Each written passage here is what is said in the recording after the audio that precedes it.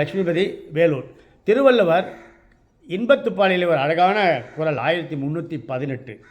தும்பு செருப்ப அழுதால் நுமர்வுள்ளல் எம்மை மறைத்தீரோ என்று.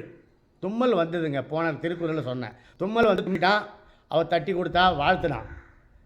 அப்போ யாரை நினச்சி நீ தும்மனன்னு கேட்டான். அது முதல் குறள். இன்னொரு குறளில் கேட்குறாரு வள்ளுவர், என்ன சொல்கிறாருன்னா, இவருக்கு தும்மல் வருது, இந்த ஆண்மகனுக்கு தும்மல் வருது, ஆனால் தும்மல் அடக்கிறான்.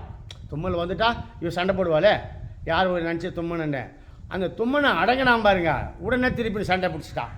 யாரோ நினைக்கிறாங்க உன்னை, நீ யாரையோ நினைக்கிற, அவன் நினைக்கக்கூடாது என்ன அந்த தும்மலை அடக்கிற.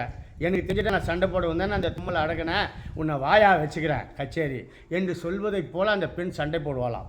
அதைத்தான் வள்ளுவர் அழகாக சொல்கிறார். தும்மு செருப்ப அழுதால் நுமர்வுள்ளல் எம்மை மறைத்தீரோ என்று. தும்மல் வந்தது, ஆனால் அவள் அழறான். ஏன், நான் ஏதோ தும்மல் அடக்க போகிறேன்.